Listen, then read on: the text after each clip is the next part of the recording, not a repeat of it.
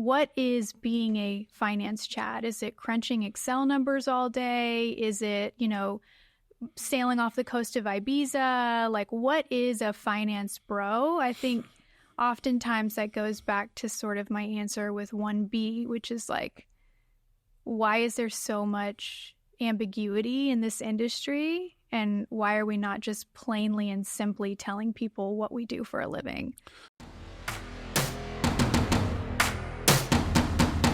Welcome to the Business Blindspots podcast, where we talk to industry experts, entrepreneurs, and professionals, learn about their journey and mistakes they've made along the way, so maybe you won't have to make them either. You can find us on Spotify, Apple, and anywhere you want to listen to your podcast, including YouTube. Like, subscribe, leave us a review, 1 star, 5 stars. Just leave something. We'd appreciate it. Today's guest is Megan Linder. She focuses on growth within the health tech sector for venture capital-based organizations. Hi, so many buzzwords. I love it. We're off to a good start, especially in VC.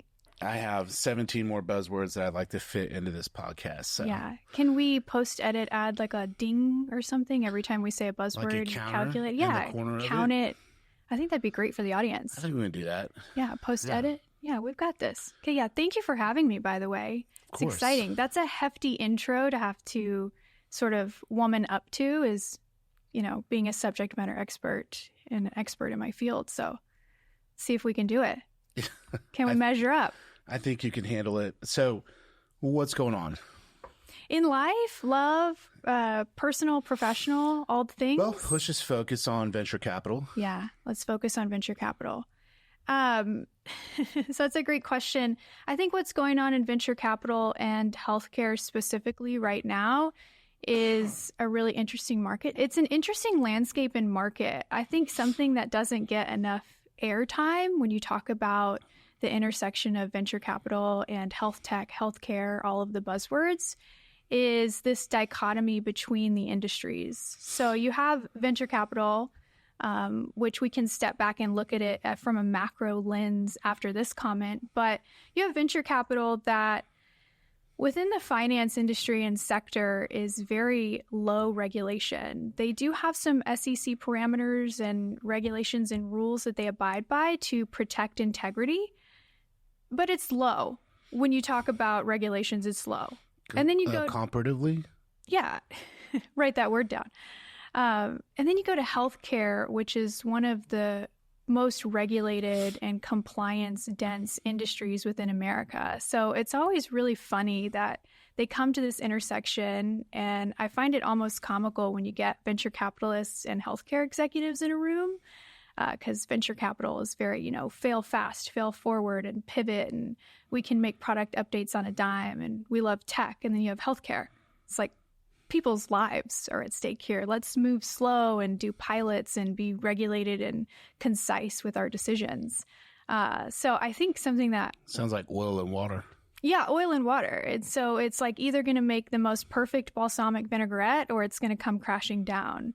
So it takes a lot of people management and culture management to fuse these industries. And I don't think it gets enough airtime how well it's been done in today's market, and sort of the culture and institutional knowledge that it takes to really blend these. So can we rewind?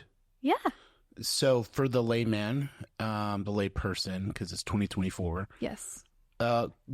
Give a 30,000 foot view of VC, venture capital. Yeah, 30,000 scope view. On paper, the definition of what is venture capital is that it's a dilutive form of funding. So what that means is that if you accept liquid capital, or DAT money, as the kids are calling it these days, from a VC organization, you're going to give up an ownership stake in your organization. So you are essentially cutting off slices of the pie to receive these large influxes of money, capital, networking, all of these things. So that's what it looks like on paper. That is the definition on paper.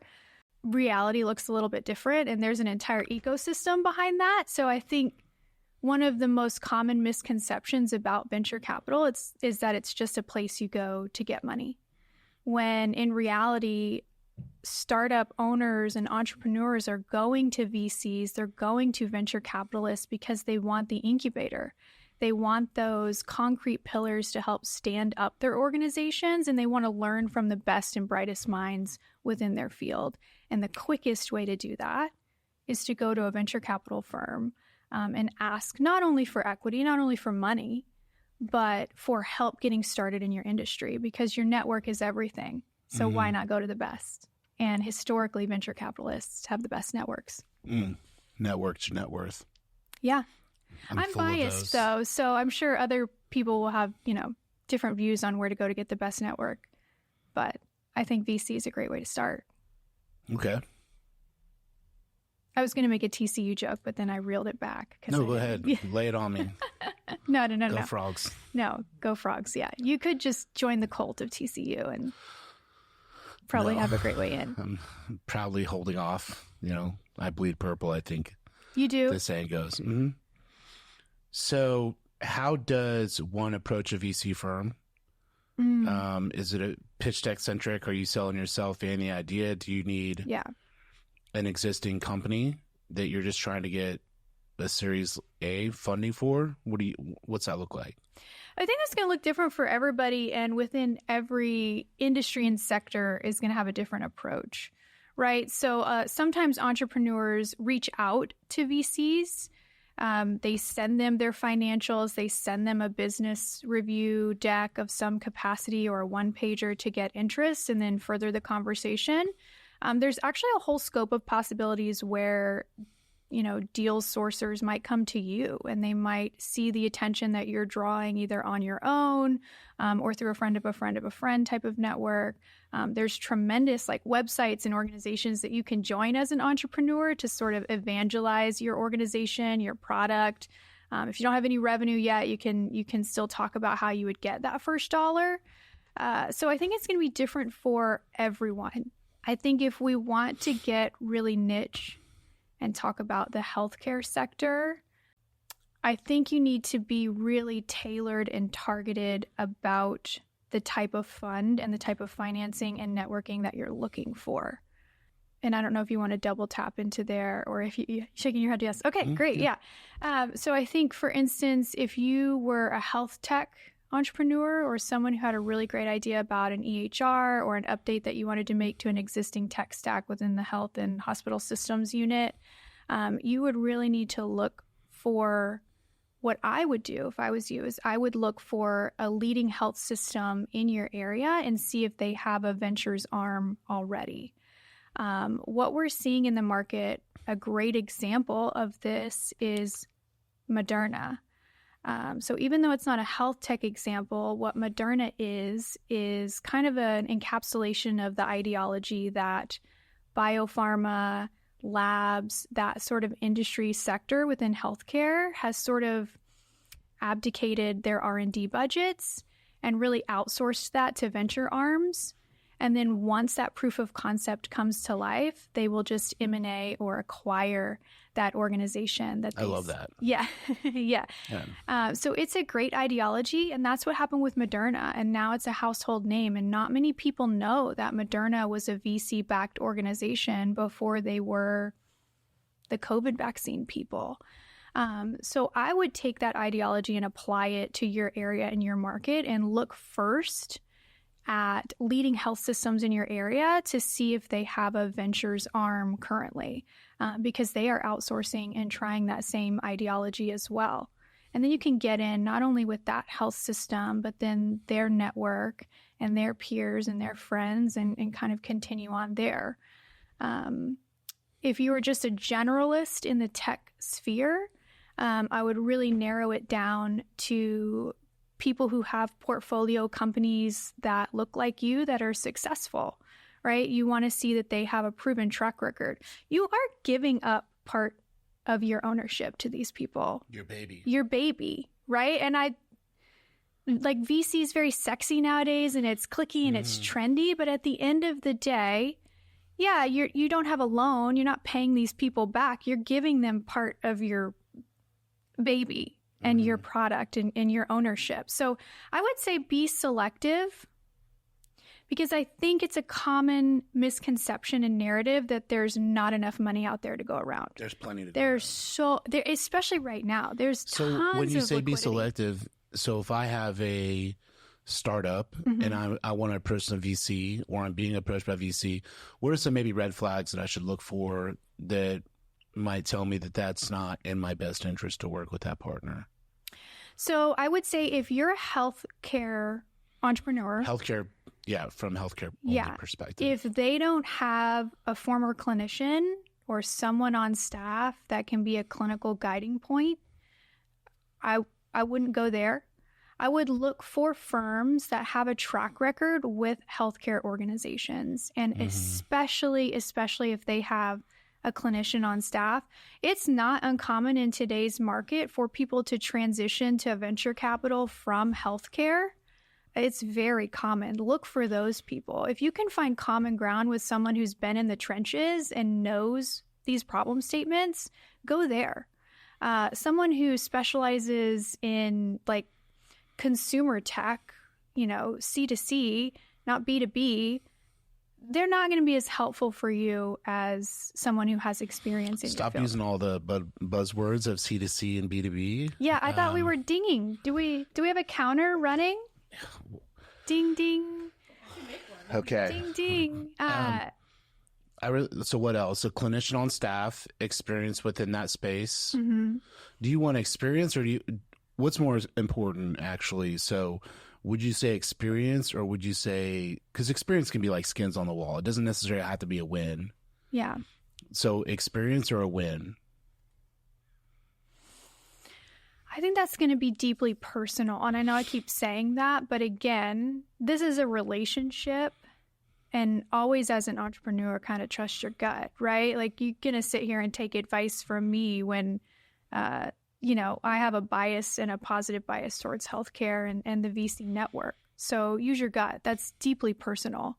I would advise from someone who's seen it multiple times that people try and go into healthcare and health tech and venture-backed healthcare without clinical experience. It's very difficult to gain stickiness in the market because healthcare and hospital executives don't trust people unless they know what happens on the ground within health systems. So if you want to build trust, the fastest way to do that is to have somebody who's experienced it firsthand, right?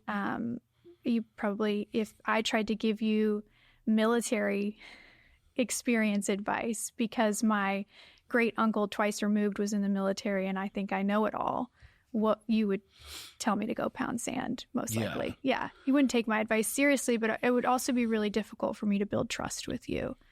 So that's going to be deeply personal for every startup and entrepreneur out there who wants to break into this field or who wants to impact change. Most of the time, though, I will say most people who start up in VC-backed healthcare come from healthcare. This usually isn't the field where you've never had any healthcare experience, you've never worked for a payer or a provider in some capacity. Like you've had previous skin in the game and you know the pain points. So this industry is a little bit more niched out than, say, general tech or, fintech or something like that, where you have a really great idea and you're like, I can make this happen. This is my Post-it note moment, right? This is my get rich scheme. Most people who are in this field have previous healthcare experience. It would be difficult, in my opinion, to know where to be a disruptor. Yeah. Where's the gap at? You can't. Yeah. If you haven't been in the trenches. So that's why I think it is a little bit different advice for health tech versus just generalized venture capital, or if you're just a founder or an entrepreneur in general. So what attracted you to the healthcare VC space? What attracted me? Can I give a two-part answer? Can you hold me accountable for parts 1 and part 2? Okay, so part 1, my genesis story here was that I fell into healthcare sort of by accident, but I came armed with a unique set and a unique toolkit. What I mean by that is I actually thought I would change the world through art when I was young. It doesn't pay. I don't know if anyone's like right-wing parents have told them that it's a waste to get a liberal arts degree, but let me tell you, it is a waste to get a liberal arts degree.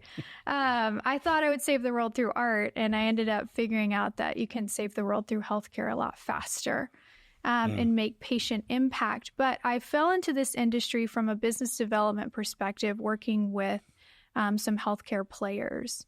What I didn't realize going into it was that I had a personal experience. My father has passed away. He is called my Big Daddy. Let me clarify, that is not my pimp for anyone listening and who doesn't know my personal story. He was my Big Daddy, and he passed away with congestive heart failure and chronic kidney disease when I was 20 years old. And so I came into healthcare already knowing a lot of the patient pain points that my organization was trying to solve for. So it was lived it. I lived it and I went through it. And although I'm not a physician and I don't have clinical experience, a lot of the problems that VC and health tech solves for is mostly patient experience, coordination of care, interconnectability within healthcare, pain points within the journey and the ecosystem, not necessarily the practice of clinical medicine. We have a great set of academia that excels in that in this country. We don't have a problem practicing good medicine. We have a problem getting it into the hands of the people when they need it. So you're trying to translate your lived experience into your VC firm that you're attached to? Yeah, every day. Every day I think of Big Daddy and the pain points and the problems that me and my mom went through with that journey. I actually feel really blessed because he had a great team of providers. But that's how I fell into healthcare. And when I got into it, it was really natural for me to be the person on the wall saying, oh, wait, this works in the bubble, but this won't work outside the bubble. Like, I've seen this in real life. I think you guys need to go back to the drawing board a little bit. Can you give me one example of that? Well, I'm trying to call it an example without being biased. Okay, so a really common example that I saw in my experience with Big Daddy or with his patient journey is that he had a large team of doctors, and it was always like they never spoke to each other. In fact, the only communication that we got cross-specialty wise was usually from a home health aide nurse who would come and say, well, I see this medication plan, but I'm going to tell you right now, if you do this, it's going to kill his kidneys. And then if you do that, it's going to kill his heart. So I remember very vividly a nurse telling me, what would you rather him die from? Do you want him to die from the CHF or do you want him to die from the CKD? Is there a C? Is there an option where he doesn't? Or what is the easiest way to pass? And so it became very apparent to me that we have a problem within this network, and it's a known problem now and heightened of, just interoperability and how to streamline the patient journey and then simplify it, right? So I shouldn't be hearing from a nurse that my dad is going to die either by kidney failure or heart failure. Pick one, right? Like, there should be a team of... That's horrible. Yeah, a team of people who can easily collaborate on his treatment plan to choose the best treatment for him. Even though we always knew it would sort of end in passing, there's no reverse button here on these diseases. But when you get to chronic condition management and these really high acuity patients, it's very easy to see the gaps in care because everyone is talking around the patient. No one is talking to the patient. They have very little time for that.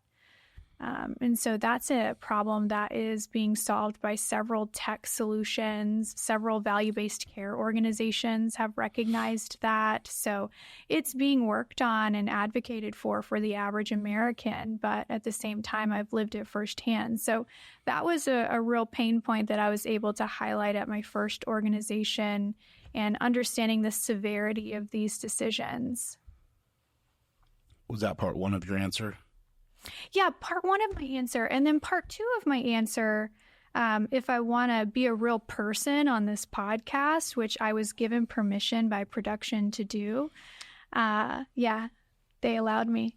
So if I want to be a real person, this is sort of a rant of mine, is that for some reason, venture capital is one of these industries where people never really tell you the true story of how they got in there, why they're in venture capital, right? And so you get a lot of personal passion projects like what I just mentioned, but for some reason, we're so scared to say simple things like, venture capital is really bleeping cool, and I want to be involved in this. Like, why are we so hesitant to just say simple things like, I love finance. I don't think that it's derogatory or negative to make a profit and generate revenue. Why can we not just say, venture capital is the whole point? Yeah, venture capital is really cool, and it's fast paced and it's exciting, and it's this beautiful blend of business and finance and product and all of these industries that maybe don't get spotlighted. Like when you're a little kid and you see a fireman, you're like, firemen are really cool. I want to be a fireman when I grow up. But for some reason in venture capital, and I do have a lot of theories that maybe is a longer podcast session on the why behind that. But I think we just need to be honest. And I think honesty gets you further in life. And it's actually totally fine to say, why do you want to be in venture capital, Megan? It's really cool. I want to be a part of something that's innovative and drives disruption in a market. Like, I was an anarchist when I was a teenager. You mean to tell me that in corporate America, I can be an anarchist and everyone wins? Why can't we just say that? So cool. Disruption, if it's done appropriately, is so much fun. So much fun. I mean, you look at, I just recently watched the, I forget the name of the show, but the WeWork show on HBO. And it's absolutely awesome what that guy did through just a force of nature and personality. I know it's not exactly the same thing. I was fixing to say, like, should we use WeWork? But yeah, on the way up, it was awesome, yeah, right? Like he was actually disrupting a market. But so let me ask you a question. Can you be considered a finance bro? Can I be considered a finance bro? Probably not. I'm trying to be professional in my answer, but I could be maybe a finance chatty or a finance baddie. But I think even that term and that vernacular, like, what does a finance chad do?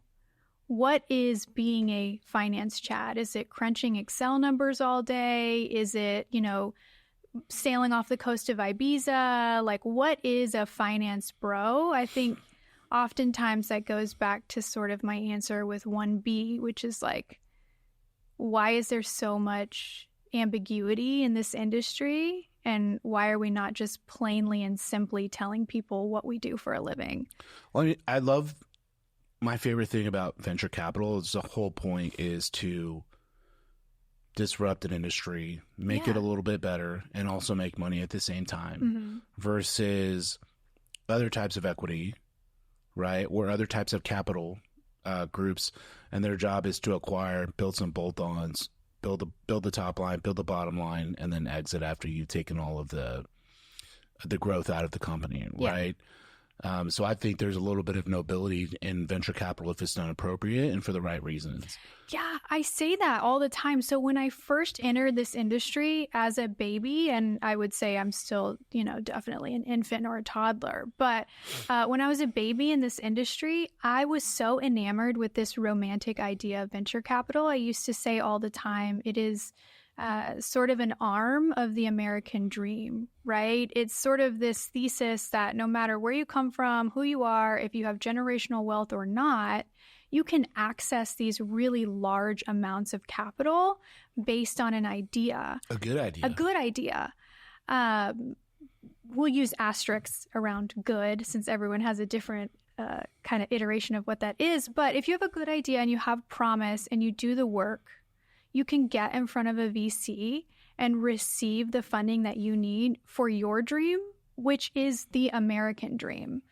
I've been kicked out of some rooms because I always say I truly believe Alexander Hamilton would have been a venture capitalist if he was alive today. But I say this all the time. I think it is the American dream. And yeah, there's a whole culture element that we can talk about. I'm not going to disregard some people's feelings that venture capital is a bit difficult to break into. There's some accessibility issues for sure. There's some diversity issues within the industry and the orgs as a whole. But on paper, right? On paper, this is a way to get the American dream. And I think it's really beautiful and romantic and all the things. I think if you ask me deeper why I like working in venture capital or for venture capital backed organizations, especially within healthcare, is that they want to help people.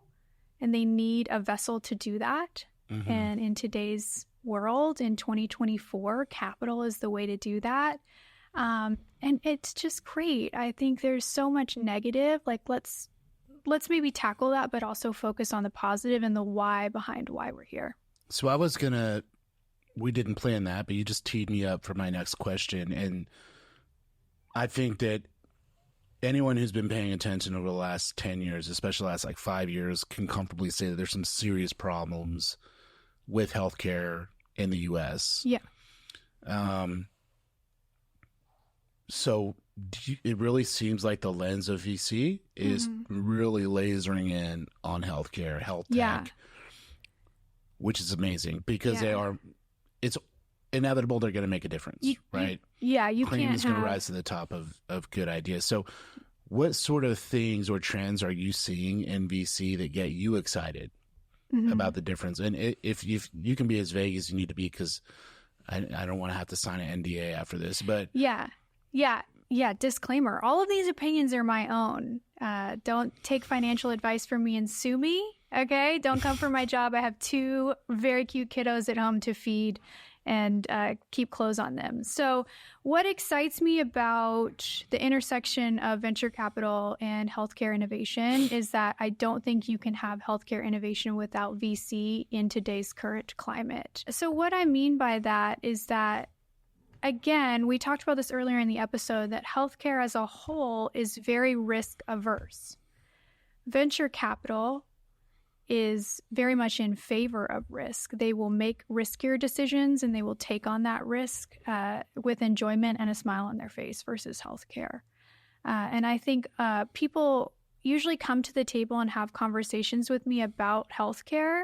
And one of the most common pushbacks that they give is sort of the regulatory lens. They sort of see regulation and compliance as a hindrance to startups in healthcare, and that couldn't be further from the truth. Government and oversight organizations such as CMS and the CMS Center for Innovation are the ones pushing forward financial incentives for healthcare organizations to change and to innovate and to grow and to solve complex problems because they are aware they can't do it on their own. What's CMS? Center for Medicare, Medicaid. It's the governing body for Medicaid plans and Medicare plans. So CMS is doing really great work with incentivizing innovation within health systems. So you can't have innovation without financial incentive. People don't usually innovate because they're For bored. free. Yeah, they're not bored and sitting around at a desk. They want to be financially incentivized to do so. So regulation within CMS or different other governing bodies within America are the ones actually pushing for this. And the fastest and easiest way to get that to a market is venture capital. You could say that for angel investing too, but I'm not an angel investor subject matter expert. So leave that for the next panel or the next person. But that's the quickest way, I think, in today's economic climate to get something to a market. So you're excited about the innovation speed? Yeah, I'm excited about speed to innovation. I'm excited about care models and care model innovation. So CMS is doing a ton of work. I encourage all the listeners to go Google the 21st Century Cares Act.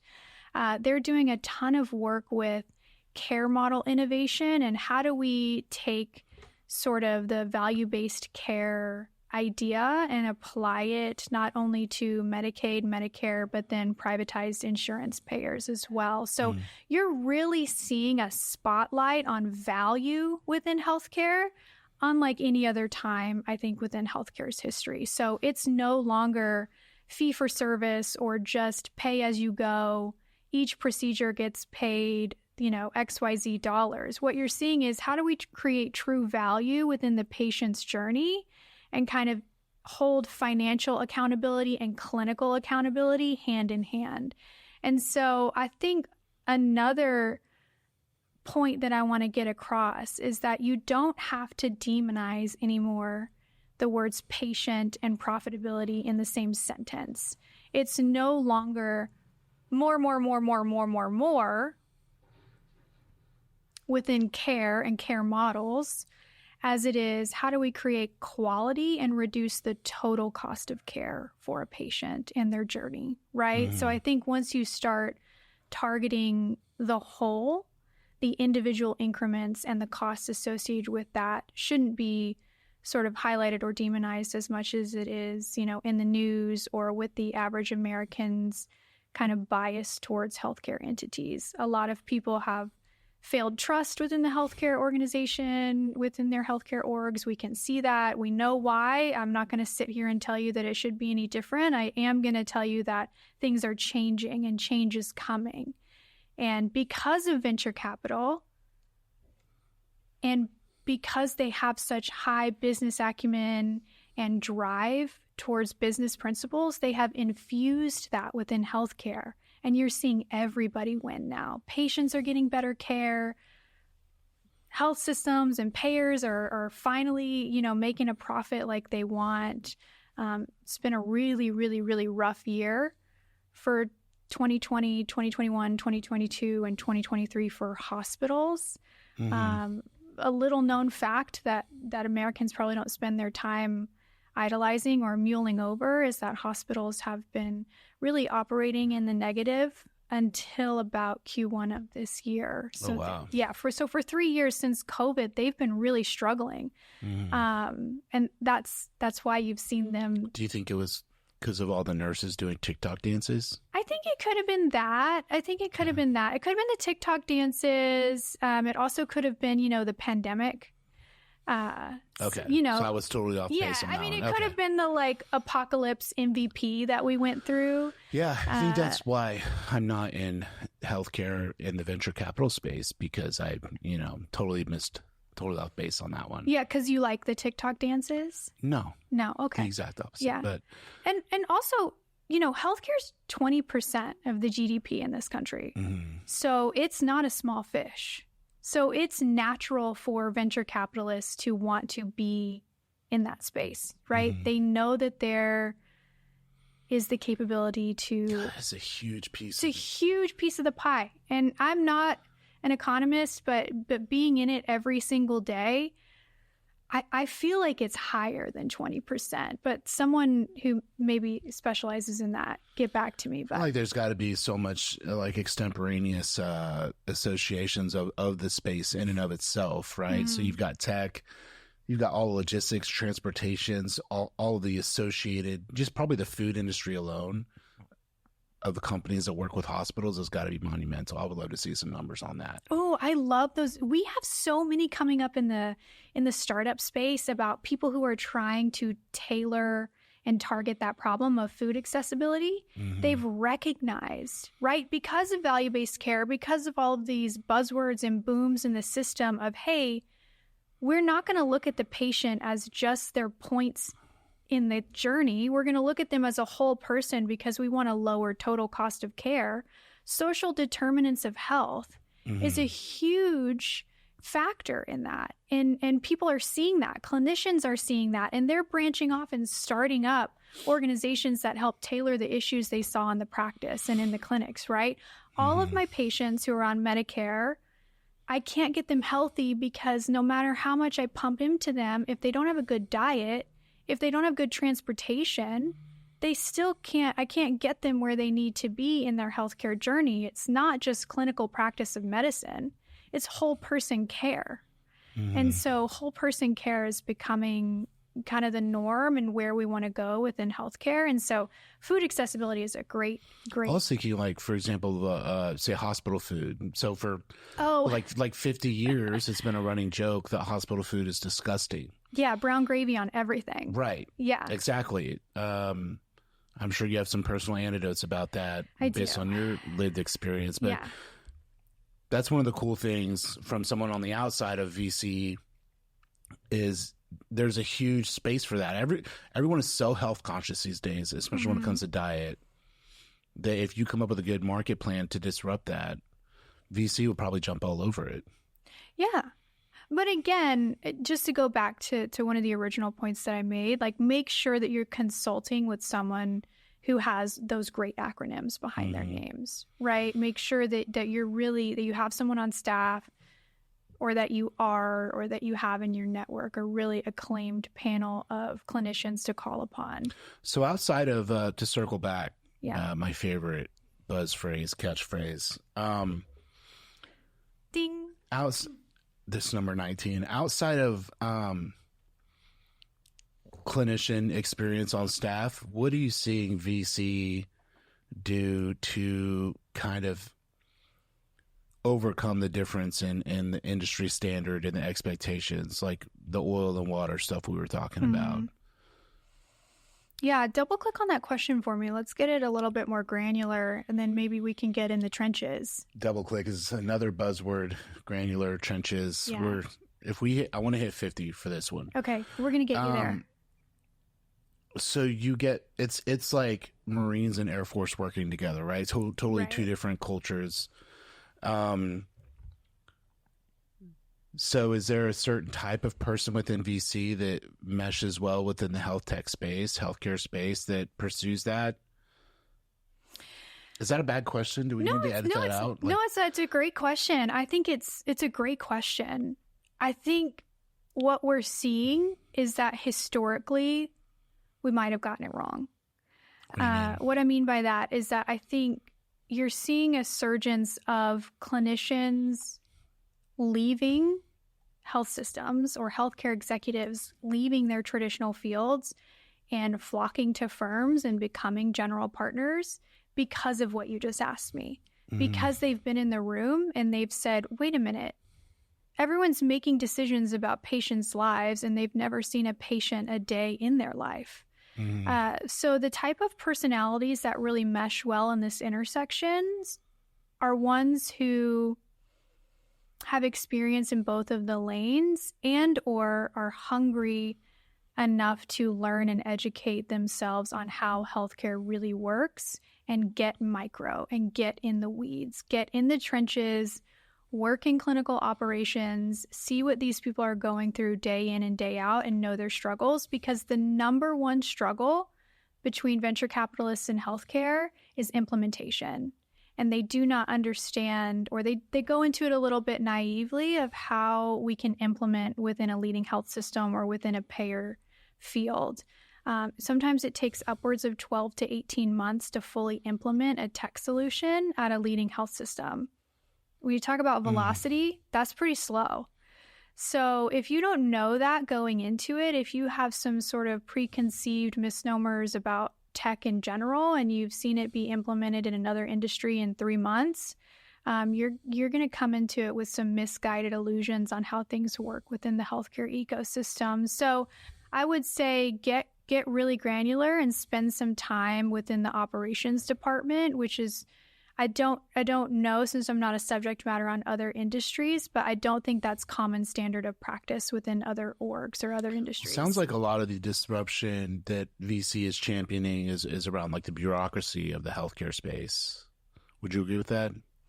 I would agree with that. I think it's going to be hard to fully infiltrate bureaucracy of the healthcare system as a whole. But I think if you look at some stats and numbers about culture, who are healthcare executives? So these are individuals who have been in the space a long time. They're not leaving. They won't retire. God bless them. We love them for it. They are not willing to change as much as venture capitalists are willing to change. So that's why I would also recommend, if you have a health tech product or a healthcare product, that you have a marketing team and a sales team that is really highly in tune with how to sell into healthcare. Because selling into healthcare is not like any other industry out there. It's dense. Your deal velocity is very slow. It's going to be really slow. You're playing the long game. You're playing the gain trust game.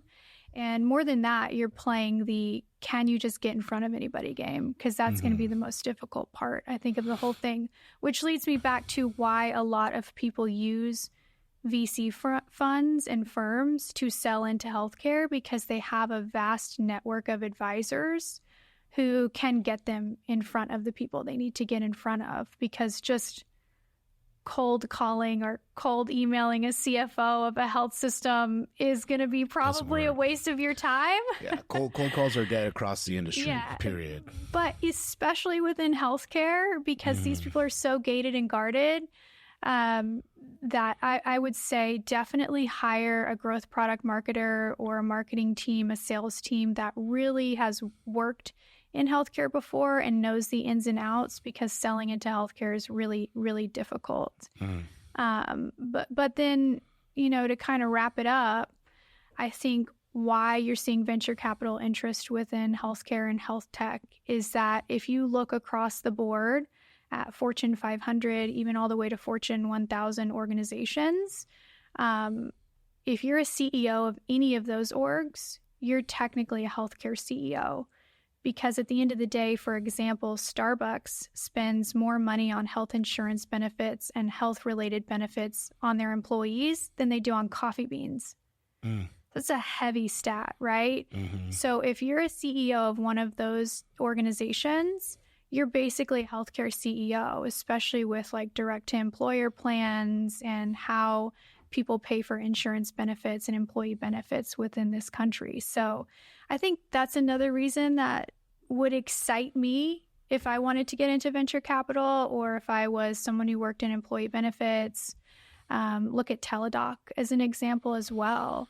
Teladoc is a great example. They started out in employee benefits sort of as a, hey, we're going to come in, we're going to offer this service in tandem with the insurance benefits that you're already providing for your employees. And then it took off like wildfire. And now they've just merged and acquired and are this giant beast and a catalyst to all digital health initiatives and change in the industry. But it was because they recognized that a large part of the market is consumers and patients.